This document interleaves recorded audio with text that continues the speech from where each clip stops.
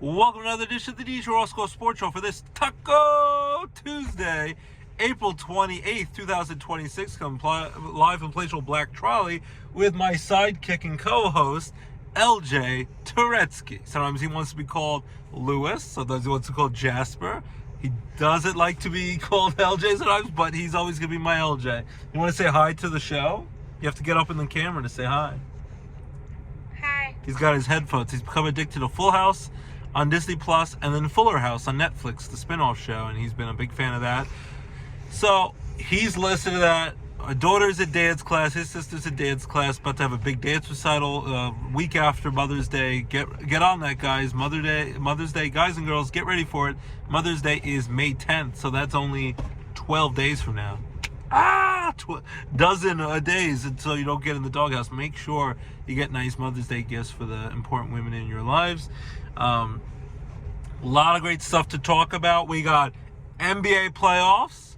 We got NHL playoffs, like Jim Mora used to say. We have the NFL draft to recap that. We got baseball news. The Phillies have a new manager, and Yankee fans will know him because he's Donnie Baseball. His son is the general manager of the team, even though the guy who probably really is calling the shots is Dave Dombrowski, former GM, now president of baseball operations. Don Mattingly is the Philadelphia Phillies' new skipper. They had fired Rob Thompson, who came in 4 years ago around the same time in June when they fired Joe Girardi, the guy who won a World Series with the Yankees and came in a lot of fanfare to Philadelphia, was struggling. They needed a shot in the arm because they were in a horrible situation, losing a lot of games. Even though Girardi, I still think is a great manager, very good broadcaster on Yes Network with the Yankees. They needed a jolt. They fired Girardi mid-season, and just like the Phillies took off like gangbusters, got into a wild card for their first playoff appearance in many years, and made it all the way to the World Series. Probably should have won that World Series against the Astros. They're hoping for a similar situation. The Phillies have made the playoffs 4 years in a row. They've won the division 2 years in a row. I guess LG doesn't want you to see him with his blanket. And now they are 9-19. Right now, two local teams who were expected with a lot of fanfare, a lot of offseason acquisitions, millions and millions of dollars to compete for championships, are two of the worst teams in baseball. The Philadelphia Phillies and the New York Mets. I know it's only a month into the season, but panic is setting in. The Mets might be the next team to fire their skipper because a lot of expectations were on them, high expectations. Carlos Mendoza, who did a great job, got all the way to NLCS in 2024. But then last year, they fell apart, collapsed after having the best record in baseball the first couple of months. And even getting Juan Soto, they didn't make the playoffs. So Mendoza is probably going to be next if they continue to play like this. The Mets manager is on the hot seat. The Phillies manager was on the hot seat. And now, unfortunately, after getting beat up by the Atlanta Braves, who are in first place in the NL East, Rob Thompson, Topper is his nickname. Great run with the Phillies, but unfortunately, they need another jolt. So they are now firing. This morning, they fired Rob Thompson. He is no longer the manager. Dave Dombrowski used to work with, and Alex Cora used to work for him. Alex Cora, who was the longtime Boston Red Sox manager, who won a World Series in 2018 with them, was also allegedly mixed up with the whole sign stealing scandal with the Astros back when he was their bench coach when they won the World Series in 2017. Won the World Series in 2018. Then after the scandal broke, they let him go before the 2020 season. And after that one short COVID year we had to take off, the Red Sox hired him back. He's only in year 2 of a 3-year contract extension, so I think they sold him $21 million, as LJ says peekaboo. The Boston Red Sox, after winning 17-1, but they were in last place at home in Boston. They got swept by the arch rival Yankees. That was the final straw. And they won their Patriots Day game with the Boston Marathon on Monday, which his fiance, Alex Cora's fiance, ran in Boston. A lot of the front office was there. They got embarrassed by the Yankees Tuesday, Wednesday, and Thursday. And then after even winning 17-1 in a blowout fashion against Pete Alonso and the Baltimore Orioles, who are up and down this year, the Red Sox had enough, and they decided to fire Alex Cora, his whole coaching staff. Jason Varitek, the longtime great catcher of the Red Sox, who was one of his coaches. And they're all out. They ended up bringing in Tracy, their AAA manager for the Paul Sox at the AAA level. They bring him up to the major leagues, Chad Tracy, and now Alex Cora is gone, so the Phillies, then Dave Dombrowski offered his former skipper in Boston, Alex Cora, the chance after just getting fired a few days ago to be the Phillies manager today. He turned them down, saying he wants to spend more time with family, unless maybe he wants to be the Mets manager or go back to the Astros at some point, because the Astros are struggling and one of the worst teams in baseball. The Yankees just wiped the floor, winning 2 out of 3 over the weekend, winning 8 in a row until they lost the final game of that series, and then they came back and beat the Texas Rangers last night, 4-2. So now, after Alex Cora turned that down, he had just come after being the bench coach for the Blue Jays, almost won the World Series. They were just moments away from beating the Dodgers, dethroning them and win the World Series to win his first ever World Series. It was his first trip to the World Series, Don Mattingly, after falling short and only got to make the playoffs once his final year playing for the Yankees in 95. They won the World Series next year in 96. Don Mattingly, who came in this year as the bench coach of the Phillies for Rob Thompson. His son is the general manager, and now they have hired him as the interim manager, probably for at least for the rest of the season, and maybe that'll be the jolt they need. Donnie Baseball, Don Mattingly, is now the new skipper of the Philadelphia Phillies. So, wish him the best of luck, and they kick off right away. I have the schedule right here. Tonight at 6:40 p.m. It's 6:07 right now while we're taping this. So in about 30-something minutes, in Philadelphia at Citizens Bank Park in Philly, great stadium. Hopefully the rain holds off. Don Mattingly will be making his managerial debut for the Phillies against the San Francisco Giants, who've been up and down, and they have the former college manager, Buster Posey, hired from University of Tennessee. So, local baseball tonight, you got Giants at Phillies, Don Mattingly's managerial debut, and now that Rob Thompson's gone, Phillies need to turn around. Hopefully it's the shot in the arm they need.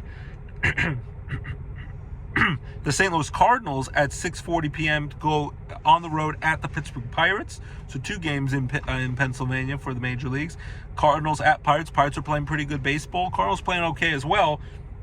Better than people thought, but the Pirates, Paul Skeens has been pitching top-notch. Once he struggled opening day against the Mets, and he's been gangbusters ever since, dominated the dojo, and they have the increased offense with Lau, O'Hearn, Ozuna, who's picking up. You know, it still was sad that they let McCutchen go, who's now on the Texas Rangers playing the Yankees this week. But the Pirates are playing pretty good baseball. They host the Cardinals tonight. Then the New York Mets will be at home. Hopefully the weather holds up. 7:10 p.m. tonight. Washington Nationals at the New York Mets. After they just got Juan Soto back, now Soto is apparently hurt again. He has a forearm issue. He says it doesn't hurt when he swings, but it hurts when he throws. I think he had a similar issue when he was on the Yankees a couple years ago, and he was okay. But Soto might be back hurt a little bit for now, might be gone after they just got him back. And the Mets just had a massive losing streak. They had a 12-game losing streak. The Phillies had a 10-game losing streak. Both teams have spent a lot of money, have been playing horrible. They have the richest owner in baseball, the Mets, Steve Cohen. And like I said, Carlos Mendoza is definitely on the hot seat now that the Red Sox and the Phillies have fired their managers after all the money they've spent. But the Mets, and then Lindor got hurt. As soon as they got Soto back, Lindor got hurt. And now Kodai Senga, who's been struggling, we send that down to the minor leagues, he's hurt with inflammation in his back. The Mets will try to rebound against the young Washington Nationals tonight, 7:10 p.m. at Citi Field in New York City. And then we also have the Yankees. They are on the road. Game 2 of their series after win 4-2 last night with Aaron Judge was a perfect 3-for-3 with a solo homer hit by pitch. Luckily not badly hurt. 2 doubles and then Ben Rice, who's crushing the ball. Judge has 11 homers. Ben Rice has 10 homers. They're the new Gehrig and Ruth, just like DiMaggio and Mantle back in the day, but Gehrig and Ruth, because they had many great years together, just like Soto and Judge were for the 1 year. Right now, Ben Rice and Judge hopefully can continue this on for the foreseeable future. Ben Rice is playing great baseball, and Jazz Chisholm started to come out of his long slumber, offensive struggles. Hit another home run, third home run in just a few games. They've won 10 out of 12. They had an 8-game winning streak, lost on Sunday, then won again last night. Well, they've won 10 of the last 12 games. The first place Yankees looking for their 20th win of the season. The Atlanta Braves are the only team, first team in the big leagues to get to 20 wins. The Yankees take on the Texas Rangers tonight at 8:05 on Yes Network, and I think also on Amazon. It's actually on Amazon Prime locally. And then the Yankees will finish up their 3-game series 2 p.m. tomorrow in a matinee on Yes Network, finishing up in Texas after playing the Astros. And then they will go, they'll have Thursday off. They will be at home against the division rival Baltimore Orioles. Pete Alonso back in New York, but not against the Mets yet, but against the Yankees. And they're going to have a Max Fried bobblehead night with getting ready for the Baby Grogu, Baby Yoda movie. They're going to have Max Fried and a Yoda bobblehead doll. Speaking of those Red Sox, they're taking on the Toronto Blue Jays. Both teams are slumping. They're in Toronto tonight under their new manager. Seattle's at Minnesota. Bunch of teams in baseball action. LJ's saying hi. So that's the baseball talk. The Rail Riders is supposed to be very crowded tonight. They're having a community night there. The Rail Riders are hosting the Buffalo Bisons tonight. They start off their 6 games against them. Toronto Blue Jays AAA team, and I think they're actually facing Jose Barrios, former big league pitcher for the Blue Jays, trying to come back to the Blue Jays, former pitcher of the Twins, trying to get back rehabbing for them. And last week, Anthony Volpe rehabbed for them, so he should be back soon. Garrett Cole's rehabbing. He should be back soon. Carlos Rodon's rehabbing. They should be back soon. So they're going to get a lot of more tools to work with for the Yankees. A lot more power coming offensively and pitching wise. But Jose Caballero's offense has picked up of late as well, to sensing that he might be competing for playing time with Anthony Volpe coming back. So a lot of great stuff. But the Rail Riders, we're going to the game Sunday afternoon, family day, where the kids are on the bases every game. Dogs can come to the games as long as they're in the bleacher area, and we're going to see them play the Buffalo Bisons 1:35 this Sunday, May 3rd. So we're excited for that. See Yankees and Blue Jays, and the Yankees just called up after a doubleheader on Sunday that they split. They just called up Jason Dominguez back because unfortunately Giancarlo Stanton another calf injury. Hopefully he makes a speedy recovery. What's up, buddy? Jason Dominguez gets called up to the Yankees and got a base knock, got a hit in his first game back after having to spend the first few weeks in AAA. So hopefully he does well, and Giancarlo can make a speedy recovery, but Jason Dominguez can open some eyes, especially Trent Grisham has been struggling. And Spencer Jones at some point, we'd love to see what he could do. And George Lombard's doing well at AA level, but glad to see Jason Dominguez back. So that's kind of the baseball chatter. Baseball tonight with, the Rail Riders at home, Phillies at home with their new manager Don Mattingly after they fired Rob Thompson. Mets might be a new manager. They take on the National League. Yankees take on the Texas Rangers. They're cruising right now. Hopefully they can keep it up, and they got more reinforcements on the way. And the Pirates are hosting the St. Louis Cardinals. Basketball, we got a big Game 5 tonight at the Garden, the mecca of basketball, Madison Square Garden. LJ, stop going through your baseball bag. We don't want to have to look through that. And Knicks, who blew a game 2 at home at the Garden. They got a rebound from that. They can't afford to lose anymore at home. And then they lost in the final moments, heartbreaking fashion, in Game 3 in Atlanta. They blew out the Atlanta Hawks on the road in Game 4. Now tonight's Game 5. Knicks hosting the Hawks. Hopefully they win to take the 3-2 commanding lead, series lead. Because then Thursday, you're making too much noise while I'm doing this, LJ. Stop. Then Thursday will be Game 6 to decide it. So hopefully the Knicks will come into that 3-2 because they have to go on the road with Atlanta in a must-win. The Knicks might be in trouble. And if they get knocked out in the first round of the playoffs after firing Tom Thibodeau because the Eastern Conference Finals wasn't good enough, and Halliburton was out for the year with the torn Achilles, and Jason Tatum missed a lot of the year with the Celtics, now he's coming back. And if the Knicks don't make a deep run again, Mike Brown, after 1 year as the head coach, might get fired, might be one and done with all the high expectations of money. And they might get Giannis, the Greek freak, in the offseason. So that might happen as well. So big game tonight, Game 5. I hope they get it done with all celebrities, Spike Lee in attendance, and Tracy Morgan, all the other fun celebrities to see. Timothy Chalamet, Marty Supreme, his Oscar-nominated movie and performance, that's on HBO Max now. Finally saw Anaconda. That was entertaining. That was crazy fun with Jack Black and Paul Rudd in a kind of weird parody meta version of that, the Anaconda series. Good cameos by Ice Cube and J-Lo. But I digress. So Knicks tonight against Atlanta Hawks. I think they get it done tonight. Game 6 is up there if they can win in Atlanta. I hope they can win it in 6 on Thursday, but I still think this might go the distance and go Game 7 this Saturday would be the latest would go on May 2nd. We're already going to be May 1st on Friday. The year is flying by. The school year is almost over. Then I have the kids with me for 3 months. What do I do? And then we have a little young dog, a Haley girl now. But I think the Knicks win it in 7. We'll win this series in 7. LJ, you got to put your headphones on because we could hear your show. All right, so, and then hockey. Big with hockey players. The Philadelphia Flyers had a commanding 3-0 series lead. The Pittsburgh Penguins have been rising up, like a Rocky song, rising up, back on the street. I feel like we're getting ready to fight Clubber Lang or Ivan Drago. Drago! The Penguins, and he just got his 100th career playoff win for the great Sidney Crosby and Evgeny Malkin's on there and Chris Letang and everyone. The Penguins came back and won Game 4. Can you stop throwing the baseballs in the car? Penguins won Game 4 of the Flyers to save off a sweep and elimination 4-2. And then last night at home in Pittsburgh, they won 3-2. They held on. Now they're only down 3-2. A must-win Game 6 tomorrow night. I think it's at 7:30. LJ, you do that again. No McDonald's. Stop it. The Pittsburgh Penguins at the Philadelphia Flyers in the city of brotherly love. Nope, go back and watch your show. I'm doing a show here. Penguins at the Philadelphia Flyers tomorrow night. Can the Penguins push it to a Game 7? Game 7 and go back to home to Pittsburgh with a chance? It's happened before in hockey. You know, in baseball, it's happened to my Yankees, 3-0. Can the Penguins make history? I think there's a decent chance that it's going to happen. I know Pat McAfee from the Pittsburgh area on ESPN thinks Penguins in 7. Be an epic collapse. You think if the Flyers blow this 3-0 series lead where it look like they're about to sweep the Penguins, I think if the Flyers are going to win, they have to win tomorrow night in Game 6 at home in Philly. But they're going to be tight because if not, it's going to be Game 7 at home with all the momentum with the Penguins on home ice. So I think there's a good chance we're going to get a Game 7, and that would be on Saturday night with Flyers at Penguins. But we'll see. So first things first, tomorrow night must win for the Flyers and Penguins pretty much because the Flyers do not want to lose a third game in a row and have to go back to Pittsburgh trying to stave off elimination after having a 3-0 series lead. And then the baby Penguins, they are going to, after getting a first round bye with the best of 3, they're in the best of 5 series against their arch rivals, the Hershey Bears, the Bears, the Washington Capitals AHL team they always face off against. Atlantic Division semifinal Calder Cup playoffs. Penguins still trying to hoist their first ever Calder Cup championship. They've been to the finals before. They have home ice. Game 1 will be Thursday night, April 30th at 7:05 at Mohegan Sun Arena, Casey Plaza in the WB. Game 2 will be Saturday night, May 2nd at 6:05 p.m. at Mohegan Sun Arena. Then Game 3 will be Tuesday night, May 5th on Cinco de Mayo, which falls on a Taco Tuesday this year. So Taco Tuesday is going to really be fun. Cinco de Mayo, May 5th, which is a week from tonight. 7 o'clock at the Giants Center in Hershey. Those are the only 3 guaranteed games because it's best of 5, whoever wins 3 games first.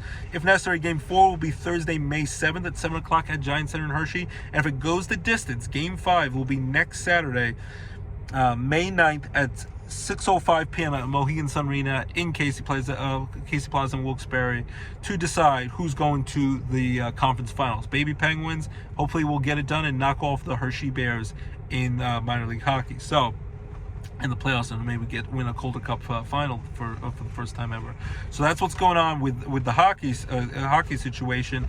NHL hockey, the playoff series were the first round and ready. The Colorado Avalanche, best team probably in hockey right now. They swept the LA Kings over the weekend, so the Kings are out. The Dallas Stars and Minnesota Wild are in a fierce hockey battle right now in their first round matchup. I think the Dallas Stars will find a way to win that series. They used to play in Minnesota, the Stars, the North Stars. I think they'll beat Minnesota Wild. Utah, the Mammoth, in their first ever, trying to win their first ever hockey playoff series. They'd be a big upset. Right now, I think it's now tied 2 games apiece after Vegas Golden Knights came back and won in overtime last night. I still think Vegas finds a way to win, but a lot of the youth and energy is with Utah. They got a lot of excitement there. I think Vegas is going to win that series. Stop throwing the baseballs, LJ. And then tonight's a big one. The Edmonton Oilers need to win. They're down 3-1 against the mighty Ducks. The Ducks fly together. Quack, quack, quack. Charlie Conway, Coach Bombay, Emilio. The Ducks are up 3-1. They can knock out the Edmonton Oilers and Connor McDavid and all the other great stars in the Oilers. The Oilers have been to the Stanley Cup Final 2 years in a row, but not getting knocked out by the Florida Panthers, the eventual champions. The Florida Panthers will not have a chance to three-peat like the Dodgers.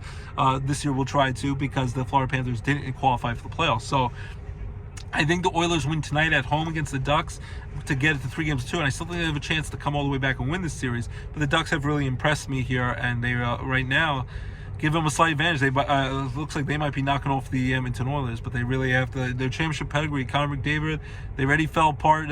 Team Canada to USA in the gold medal game.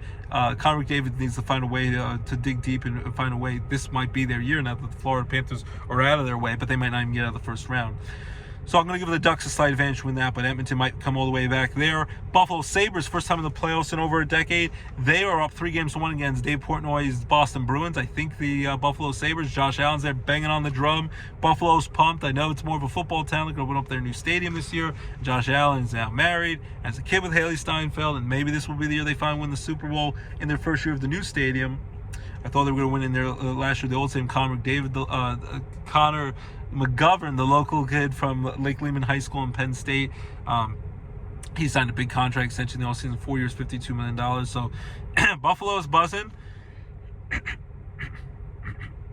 And I think there's a lot of excitement that they're finally back in the playoffs, and I think the Sabres are going to find a way to knock off the Boston Bruins, and they have a commanding lead. The Tampa Bay Lightning won last night 3-2 over the Montreal Expos. That series is tied up 2 games apiece. I think the Lightning are going to find a way to beat the Canadiens. The Montreal Canadiens find ways to choke in these playoff series. Carolina Hurricanes already swept the Ottawa Senators 4-0. And of course, as I said, the Flyers are clinging to a 3-2 series lead, but they were up 3-0 over the Penguins. I'm going to give a slight advantage. It's tough. I'm going to give a slight advantage for the Penguins to pull off some history and find a way to knock off the Flyers. So, my hockey, my picks for the first round of the playoffs. Now there's already the 2 series are over. Colorado knocked off the Kings, and the Hurricanes already swept the Ottawa Senators. I think Dallas is going to beat the Minnesota Wild. I think Vegas is going to beat Utah. I think the Ducks will beat the Oilers. I think Buffalo beats Boston. I think Tampa Bay beats Montreal. And I think the Penguins come all the way back from 3-0, and they knock off the Flyers in 7 games at home in Pittsburgh on Saturday night. And I'll give you my Stanley Cup final prediction. My Stanley Cup final prediction is Colorado Avalanche. I think they're the best team in hockey, best team in the Western Conference. They will go to the Stanley Cup out of the West. And I think in the Eastern Conference, I would love one of the teams, Pittsburgh or Philly, to make a deep run. But I'm going to go in the Eastern Conference. I'm going to be drinking the Kool-Aid. I'm going to say the Buffalo Sabres find a way to get to the Stanley Cup Finals at the Eastern Conference after finally getting to the Stanley Cup after a long drought of over a decade. But I think the Colorado Avalanche will knock off the Buffalo Sabres to win the 2026 Stanley Cup Finals. We'd love to hear what you have to say about that. Agree, disagree? That doom coming, the morning is not the doomer, and things not nature. Hasta la vista, baby. Sickness for cookie. That's good enough for me. Cookie, such a C. Those are the baseballs I've just been throwing at me. So that's the hockey talk. What else do we have? Now, in basketball, as I said, the big game tonight with the Knicks, hopefully taking a 3-2 lead at home in New York. Have to beat Atlanta. One of the first round playoff series is over. OKC, the defending champion Oklahoma City Thunder, just knocked off the Phoenix Suns 4-0. They swept them. The Lakers are up 3-1 over the Rockets. I think the Lakers find a way to win that. And if they could get Austin Reeves and Luka Doncic back, along with LeBron James, I think the Lakers are dangerous. But they'd have to take on OKC in the second round. They'd give them a chance if they get their star power back with Luka and Austin Reeves back. But I think the Lakers will find a way to beat the Rockets, especially with Kevin Durant hurt. But I think Oklahoma City will crush the Lakers in the second round. Minnesota Timberwolves are up over the Denver Nuggets, but sort of about Edwards is hurt. Anthony Edwards is banged up, so if he's hurt, I can give the Nuggets to find a way to win this game with Jokic and Jamal Murray. I'm going to give the Nuggets a chance to come back, and I think the Nuggets will win their series. I think Wemby, if he stays healthy, San Antonio easily wins. They're up 3-1 over the Portland Trailblazers. I think San Antonio wins that. Eastern Conference, go back and watch your show. Orlando Magic are up 3-1, upsetting an 8 seed, upsetting the number 1 seed Detroit Pistons and Cade Cunningham. I think the Magic are going to win that series, pull off an upset. Cleveland and Toronto, I think Cleveland, they're tied 2 games apiece. I think Cleveland finds a way. They're better than Toronto. With Donovan Mitchell and James Harden and company, I think the Knicks are going to win. It might go all 7 games, but I think they find a way to cling to victory and beat the Atlanta Hawks. And then the Celtics are crushing and are playing the Sixers tonight. But I think the Celtics will easily win that series over Philly in the first round. Even though Philly's a young, fun team to watch, but Embiid is always hurt. You can't really trust what he could do out there. Maxi's a fun player. Some of the rookie players are really good. And then my pick for the NBA Finals, I'm going to go with OKC, Oklahoma City Thunder, going back to the NBA Finals, trying to repeat as champions of the NBA. And I think they're going to take on the Boston Celtics. As much as I want my Knicks to finally break the drought, have won an NBA title in 53 years, have been to the finals a couple times in the 90s, won that ridiculous Mickey Mouse championship in-game season tournament thing. And they got that done this year. But I'd love to see the Knicks finally pull off, win the championship. These will get to the NBA Finals. But I think the Celtics are going to win. I think the Celtics with Jason Tatum and company coming back, and I just really think that they're going to. LJ, stop that. I think they have enough firepower there. The Celtics are the better team. I think LJ, enough. I think the Celtics are going to find a way to get out of the Eastern Conference, as much as I'd love my Knicks to do it. And I think the Celtics are going to knock off the Oklahoma City Thunder and pull off an upset and dethrone the Oklahoma City Thunder in the NBA Finals. Agree or disagree? Love to hear from you. That's my NBA championship pick. Celtics over the Oklahoma City Thunder in 7 games. Again, hockey, I have Colorado Avalanche beating the Buffalo Sabres in 5 games in the Stanley Cup Finals.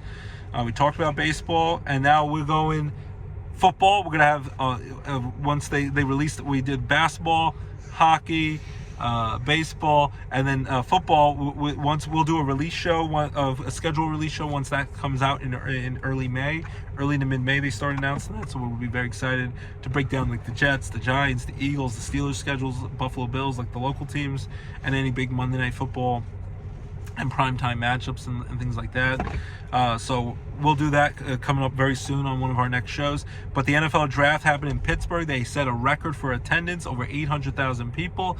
My wife's Uncle Scott and Aunt Rose, they were there cheering on the Steelers. You had Batman himself, Michael Keaton, Pittsburgh native, went to college there, grew up as a Pirates and Steelers fan. Even when the Pirates stink, he roots for them. And it was like a random pick in the third day of the draft. He was waving around the terrible towel, and he made the pick, I think, for like a fullback from the defending national champion Indiana Hoosiers. So Michael Keaton was there. And then in the late rounds, I think it might have been the 7th round, they drafted a local kid from Mount Lebanon from Navy. He's fullback, could be a running back, and just seems like a great kid, young man. And he was emotional, local kid who grew up loving the Steelers, and then helps. He gives all this great service to our country. Part of the Naval Academy. Great to see. I think his name's Heinrich. Great to see that the Steelers drafted a local kid and coming from Navy. That was awesome. And he was crying and so emotional. The Eagles drafted a guy. I'll just stop that. The Eagles drafted a guy from Nigeria. That was interesting to see later in the rounds. Diego Pava, I think that's how you pronounce it. He didn't get drafted at all, but apparently it was like a Shedeur Sanders thing where he kept slipping, and they said he don't want to be a backup for anyone, and they were annoyed with Dion, and he kept saying how high he was going to be drafted, and Pava was annoyed when Mendoza, who ended up being the number 1 pick in the draft, got the Heisman Trophy over him. He finished in 2nd place. He's an older player, and he did a great job at Vanderbilt, but was very cocky. He was apparently didn't hire an agent and told teams, I'm not backing up anyone. I'm not going to be a backup quarterback. Great to have confidence, but he probably shot himself in the foot and lost a lot of chances to get drafted. And then not getting drafted, was invited to a tryout, as they said in Longest Yard Adam Sandler movie, with the Baltimore Ravens, but now has signed not a guaranteed deal, but a 3-year contract. Lamar Jackson's the quarterback of the Baltimore Ravens, but we'll see what he can do. If he can make the team, maybe be the backup or third-string quarterback. But he is now with Baltimore. But hopefully this experience humbled him, because if it's not, he didn't learn a lesson, then he's a complete idiot, because he cost himself a chance to be drafted by all the crazy banter he was saying. The Pittsburgh Steelers still waiting on word if Aaron Rodgers come back. I think he will, at least for 1 more year. And Mike Tomlin's now going to work for Sunday Night Football. That's going to be on the road every week. So that's exciting. That was made official. But Mike McCarthy, I think, will reunite with Aaron Rodgers for at least 1 more year. But I think the Steelers, maybe they're getting ready either way if they have to say kick rocks to Rodgers, because he's getting older and not what he was when he was an elite player. They already have Will Howard listed as QB1. Mason Rudolph, they might trade away, or he might be just an experienced backup. LJ, lower that volume or put the headphones on. And they drafted, he got hurt midway through the season, Penn State, Drew Aller, got drafted in the 3rd round, where Will Howard was only a 6th-round pick, winning a national title with Ohio State the year before. And they still have high hopes that he's big and strong quarterback and mobile quarterback with a big arm, like Ben Roethlisberger was, because they've been in quarterback purgatory like a lot of the NFL teams, like my Jets have been for all these years, where now they're bringing back Geno Smith, and they might bring Russell Wilson in to be their backup. And it sounds like the Jets are just banging on, hoping they have the worst record in football and tanking for Arch Manning to be the number 1 pick next year, get their quarterback savior like Eli Manning and Peyton Manning were for their teams. The Steelers drafted Drew Aller, so now you have Will Howard, at the moment Mason Rudolph, and you got Drew Aller, the Penn State kid, and so that was an interesting pick. The Steelers got Drew Aller. Arizona Cardinals got the Carson Beck, the quarterback who formerly of Georgia and then from Miami. But of course, 1st-round pick, I'll rattle them off for you. You know it. Fernando Mendoza seemed to come out of nowhere. It was a transfer from California. Didn't have much fanfare, and then with Curt Cignetti win the national title, Heisman Trophy winner, and now the number 1 draft pick from Indiana Hoosiers, Fernando Mendoza, who it was weird not to have the number 1 pick there at the draft, but it was understandable. His mom has had MS for a long time, and they wanted to be with his family in Coral Gables, Florida. So it was a very emotional moment for him, and even his brother, who I think then transferred, his brother transferred out of Indiana. I thought he was going to be the next quarterback of Indiana after he left after winning the national title. But Mendoza, number 1 pick by the Vegas Raiders. Hopefully Vegas doesn't corrupt him, and that organization could turn things around. He could help them turn it around.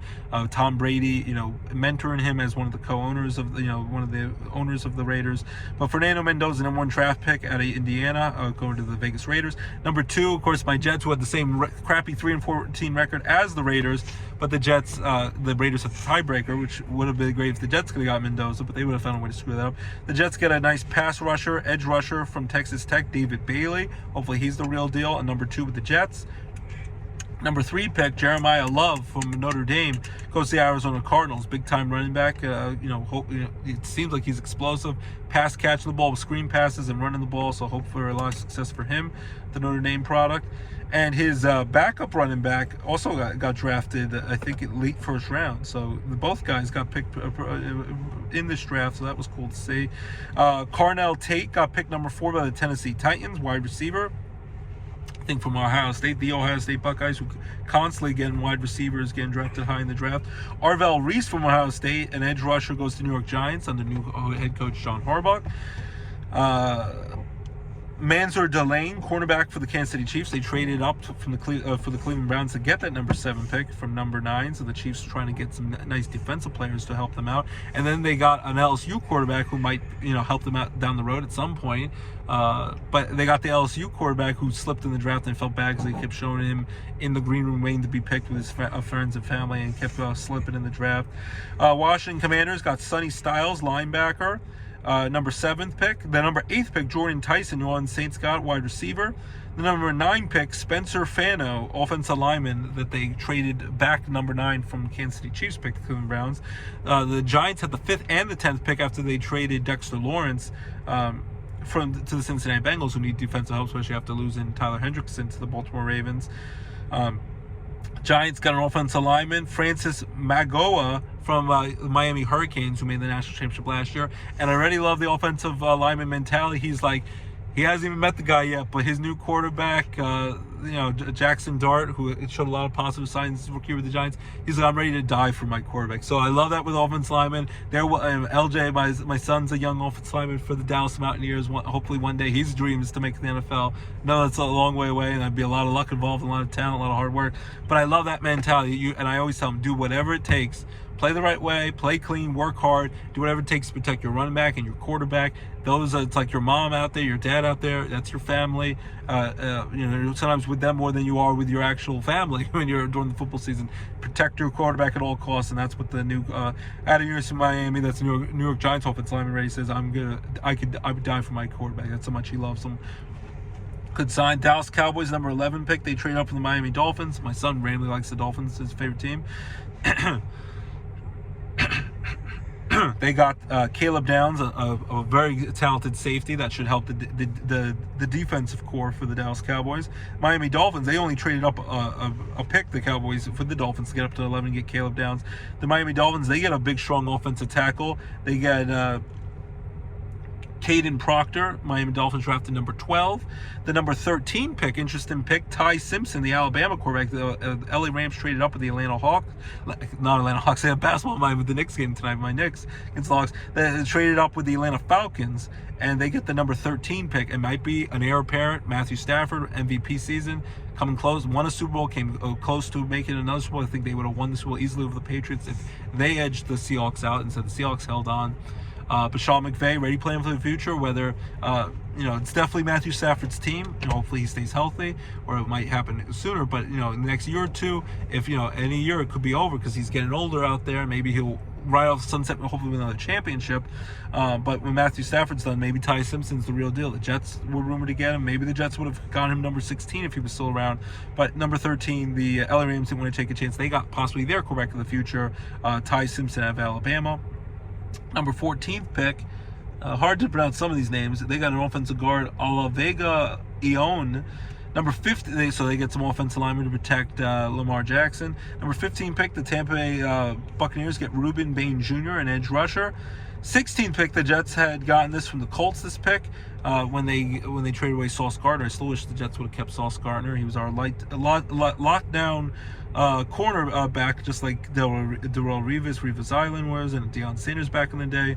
But they get Kenyon Sadiq, the tight end, to go with Mason Taylor from LSU. They got last year, had a pretty good rookie year, so the Jets get another offensive weapon.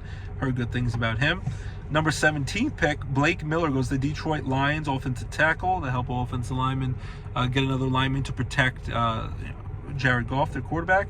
The Minnesota Vikings get defensive tackle Caleb Banks, number 18th pick. They got also a lot of quarterbacks in the system, including Kyler Murray, J.J. McCarthy, a bust, who knows. And number 19th pick, with the Carolina Panthers get Monroe Freeland, an offensive tackle, to hopefully protect Bryce Young, their star young quarterback. The Philadelphia Eagles, they get a talented wide receiver from USC. They got this via trade with the Dallas Cowboys. They get the number 20 pick, Mekhi Lemon, star wide receiver from USC Trojans. Hopefully he's going to be the real deal, but also might mean the end of A.J. Brown, who's been a tumultuous relationship and, up and down relationship with their head coach Nick Sirianni and their star quarterback Jalen Hurts. They already have Devontae Smith, who was just in the season finale of Abbott Elementary. That was good this past week. I'd love to see them keep all of those star receivers, but the Eagles might trade A.J. Brown. The rumors were before even all this whole scandal, alleged scandal with Diane Rossini, with the insider information, and Mike Vrabel, with any alleged improper relationship with them, that A.J. Brown might be going to the Patriots, get a star receiver to go to them. And in the AFC East, Josh Allen got a star receiver, DJ Moore. So we'll see what happens. It would be great to keep all those big time receivers. They also kept Dallas Goedert, but the Eagles did get Mekhi Lemon, so that might be a replacement. Hopefully he could be a real deal and make sure Devontae Smith doesn't get doubled and tripled up all the time. So who knows? Mekhi Lemon, the number 20 pick, might be a really big pick, especially if they end up not keeping A.J. Brown. 21st pick, the Steelers get Max Hanachor, an offensive tackle, I think from Arizona State. So hopefully a guy to protect whoever the quarterback is, whether it be Will Howard, old man Aaron Rodgers, but a decent season, or eventually Drew Aller or Mason Rudolph. 22nd pick, Jim Harbaugh and the LA Chargers, they get a an edge rusher, Akeem Mezzador. 23rd pick, the Cowboys, this is part of the Eagle trade, they get Malachi Lawrence, an edge rusher, to go with their 11th pick, Caleb Downs, a safety. So they get 2-star defensive players, Dallas Cowboys, in the first round. The 24th pick, we get the Cleveland Browns in the trade with the Jacksonville Jaguars, get Casey Concepcion, a wide receiver. Another offensive weapon there for the up-and-coming Browns, who maybe Shedeur Sanders gets a chance with the quarterback. We'll see. They drafted another quarterback. They have like 5 quarterbacks in the system. Who knows if Deshaun Watson ever gets another chance, or Dylan Gabriel, but I think Shedeur Sanders will get the chance. And the new head coach, Todd Monken, coming from Baltimore. 25th pick, the Chicago Bears had a big bounce-back season. A lot of great things to see with their young coach, Ben Johnson, and their star quarterback. They go defense. They get a safety, Dylan Thieneman. So that should help shore up the Bears defense. The Bears in the powerful NFC North Division. 26th pick, the Houston Texans got in a trade with the Buffalo Bills. They get Kenlin Rutledge, an offensive guard, to protect their young star quarterback, C.J. Stroud. 27th pick, the Dolphins this was via trade with the San Francisco 49ers. The Dolphins pick Chris Johnson, a quarterback, number 27, after they got Caden Proctor, offensive tackle, the 12th pick. So they go defense and offense in the first round. The 28th pick, the New England Patriots, in the draft deal with the Buffalo Bills, they get Caleb Lemieux, an offensive tackle, to protect Drake May, their star young quarterback. Almost won the MVP last year and got them to the Super Bowl. 29th pick, the Kansas City Chiefs. This was in a deal with the LA Rams. They get Peter Woods, a defensive tackle. So they got cornerback, and then they with the 6th pick with Delane, and then they get Peter Woods, defensive tackle. So they're trying to show up their defense with all the offensive firepower the Kansas City Chiefs have. The 30th pick, the New York Jets, they had another pick. They had 3 picks in the first round, and they go offense after getting David Bailey, number 2 pick, with an edge rusher. They got Kenyon Sadiq, 16th pick, a star tight end. They get Omar Cooper Jr., star wide receiver for the national champion Indiana Hoosiers, who Mendoza was throwing the ball to. There's LJ smiling. And Omar Cooper Jr., and that was in a draft deal with the 49ers, goes number 30 to the Jets. Hoping another nice offensive weapon. A good draft so far for the Jets.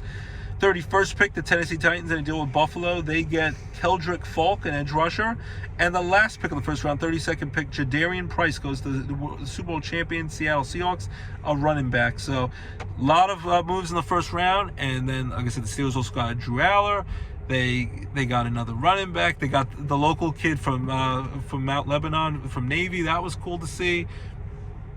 That Diego Palva guy eventually had to sign with the Baltimore Ravens, undrafted. So a lot of interesting stuff. They had Mr. Irrelevant. This could be a good Mr. Irrelevant movie. The guy who plays Superman, coming out Christmas Day. That's based on a true story. Yeah, don't worry about that, LJ. So that looks like a good movie coming out Christmas Day. So that's kind of what's going on in the NFL draft. And, you know, there's still rumors that Odell Beckham Jr. might go to the New York Giants. He had a physical last week, so we'll see what happens. So that's the NFL draft. It was a fun weekend in Pittsburgh. They set records. The next year's draft, it's going to be crazy because it's going to be in Washington, D.C., where the Washington Commanders, who are still trying to get their new stadium, and I think President Trump might want the stadium named after him. Who knows? But the Washington Commanders and Washington, D.C., are going to host the NFL draft next year. It's going to be hard to follow up Pittsburgh, though, because they really they knocked it out of the park. Record crowds, and we'll see what Washington, D.C. brings when they host the NFL draft next year in 2027. So that's the football talk. We'll be with you with our NFL schedule release show when those get released in early May, in the next couple of weeks. We talked basketball, we talked hockey, baseball with the Don Mattingly and the Phillies firing their manager. Don Mattingly coming in to replace Rob Thompson. UFL football, if you're still in desperate need for some minor league football, that's been going on Friday, Saturday, and Sunday for the weekend. So a lot of fun stuff to watch. Rail Riders action, everything. Saturday Night Live comes back this weekend. I think it's the host, and I think she might also be the music guest, Olivia Rodrigo, host, if they took a few weeks off. So check out SNL, the 3 shows in a row to finish up. Colbert Report, Stephen Colbert show is about to be over. They only got 3 weeks left. Jimmy Kimmel's in hot water again. So that's going to be interesting what happens with that. With more feuds with the White House, and there was the crazy thing that happened, horrible thing that happened in the White House Correspondence Center. Hopefully, everyone was safe. No one got killed, but still a very scary situation where it's supposed to be a fun night. People telling jokes, and there was a mentalist, that Oz Perlman guy, but then it was a crazy guy with weapons trying to hurt people and trying to hurt the president. So that's never okay. No matter what you think of any political leader, it's disgusting. It's terrible. Do not. No one should be having political violence or having any kind of violence that will hurt someone or trying to end someone's life. So what was supposed to be a fun night, which is usually a fun night, White House Correspondence Dinner, and they finally were to get President Trump as president to show up, and then this craziness happened. So hopefully we are more like than we are different. Let's band together and let's unite as a country. Whether you love who's in the White House now or in the future, it shouldn't matter. We are one. We are Americans, and let's stay together. So that crazy. We have the royal family. We have the king, the British, the king and the royal family visiting President Trump this week in the United States to celebrate the 250th anniversary of the United States breaking away from England, our special close relationship with our ally in England. So a lot of craziness happened, but let's stand together, and we are more alike than we are different, even though sometimes it's so polarized in the world and social media and all the craziness of the world that I'm bringing up my kids in, which is very scary. So, but yeah, and then Running Point Season 2, Ray Romano joins the cast with Kate Hudson. Fun basketball show on Netflix. Check that out. Hulk Hogan documentary on Netflix. That's good. We got Ted Lasso preview. That's going to come back in August, but we got a trailer today for that. Shrinking just wrapped up Season 3. Going to renewed for Season 4. Great show. Harrison Ford even says woof in it. Like my daughter says, that annoys the heck out of me. It's the new 6'7". When you're annoyed with something or don't like it, you just say woof. And Jason Segel behind that. Really good shows. Like I said, I saw the new Anaconda movie. Fun, crazy, silly, entertaining. I'd recommend that on Netflix. Game Night was an older movie I finally watched on HBO Max. Marty Supreme on HBO Max. You watch the John Wick Ballerina movie. John Wick even has a cameo, is in the movie with, and Ana de Armas is in it, and Keanu Reeves and company. That's on HBO Max. So a lot of good movies and shows, and a lot of shows are wrapping up their seasons. Abbott Elementary just finished up. Scrubs a revival. Hopefully that gets renewed for another season. That was really good. They wrapped up their season. So a lot of shows wrapping up their seasons. We're getting close to it. So enjoy these final last shows and movies. Shows, and then the blockbuster summer blockbuster season kicks off with Devil Wears Prada 2 this Friday, 20 years after the original in 2006. They get the whole gang back together of the main cast. You have Anne Hathaway, the great Meryl Streep, the legend Emily Blunt, Stanley Tucci, after doing all his fun cooking shows. So I'm sure my wife and my mom and my daughter are going to want to watch Devil Wears Prada. Watch the first one on Disney Plus. The second one comes out this Friday. And then you got the new Mortal Kombat 2 movie coming out Mother's Day weekend. Perfect Mother's Day movie to take your mom or wife to on May 8th. And then we're ready for the Baby Yoda movie May 22nd. So a lot of great stuff. And there's also going to be that really fun Nate Bargatze movie with Mandy Moore coming out Memorial Day weekend. So a lot of great stuff. Before you know it, it's going to be the unofficial start of summer, Memorial Day, and we're getting into the month of May. Warmer days ahead, longer days with not getting dark as early and feeling more like summer. We're busy with softball and coach pitch. We'll have our first game soon. We're the Dodgers this year. My son didn't want to be the Pirates for the third year after we were the first 2 years of T-ball there. So coaching the Dodgers, have a couple of games this week. My daughter's on the Fireball, got her first hit of the season last night, and has gone on base every game, scored some runs, a walk, hit by pitch. And the kids are actually pitching each other there, and so proud of her when she got a hit. I was raising my fists in triumph, so I was very excited for her. So great stuff, and hopefully we have a great time. So a lot of movies, shows, entertainment, sports. We talked all about it. And LJ, do you want to sing our song to wrap up the show?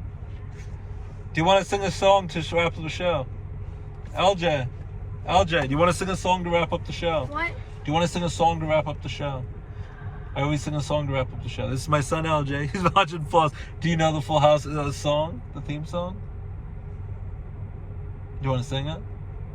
No. All right. Well, if he doesn't want to sing it, I'll sing the song I sing to him every good night, and I sing it to my beautiful wife Abby, my beautiful daughter Lorelai, and my handsome son LJ. Don't be embarrassed. You have a crazy pup dad who's about to turn 40 years old. Well, I'll sing this, and then you can sing it. You are my sunshine, my only sunshine. You make me happy when skies are gray. No, don't say that. You're gonna get grounded. Remember, McDonald's on the line if you're mean to me. You'll never know, dear, how much I love my LJ. We want those McDonald's Super Mario Brother toys from the new movie that we saw. I know. How much I love my LJ. So please don't take my sunshine away. Please don't take my sunshine away. I love you. That is true. My babaloo. All right. Do you want to sing the Full House song before we go? Everywhere you look, everywhere there's a place. Somebody who needs you. When you're lost out there and you're all alone, a family's waiting to carry you home. Everywhere you look. And what is that? The milkman, the paperboy, and the evening TV. Dad, Sing it. All right, then you sing it. Everywhere you go, when you're lost out there, and you're all alone. Get on the TV. Everywhere you go. Oh Oh my! Do you like the new show or the old show? You like Fuller House better or Full House better? Or you like both? It starts with F and it ends with the S. The first show. The second show. But both shows are good. And Jessica Stoplis, Joey, Cut It Out, How Rude, and Oh My Lanta, and what's You Gotta Do, and Danny Tanner cleaning. Rest in peace, the great Bob Saget. My son's finally watching America's Funniest Home Videos because he used to host at the same time, and I'm getting to relive it all over again. The Full House and now Fuller House with my son and daughter who are become obsessed with the show just like I was when I was a kid, and the revival show. So keep it locked. Your DJ Roscoe Sports Show, your home for all your favorite sports and entertainment talk, right here on DJ Roscoe Sports Show. Have a great weekend. Hopefully we have a nice warm month of May up ahead. We got all our baseball games and rail riders and playoff hockey, playoffs, and all that crazy. Baby Penguins playoff hockey as well. Baseball, football, Phillies new manager Donnie Baseball, Don Mattingly, NFL draft. We'll be back with the schedule release show of the NFL schedule when that comes back in early May. Do you have anything to say before we wrap up, LJ? Has to be clean, can't be dirty. You're 6 years old. We gotta be good here. Anything to say? Yes or no? No, he has nothing. All right, keep it locked. DJ Roscoe Sports Show, your home for your favorite sports and entertainment talk, right here, DJ Roscoe Sports Show. Have a great weekend, everyone, and bye-bye. Welcome to May. Oh, and we gotta sing the song. Well, I'll just quickly say the silly dad meme, like Justin Timberlake and NSYNC would say, for Thursday, April 30th into Friday, May 1st. It's gonna be May. It's not gonna be me. It's gonna be May. Welcome to May, and hopefully warmer and greater, better days ahead. Enjoy Devil Wears Prada 2 for everyone who wants to watch that. Bye-bye, everyone. You're not allowed.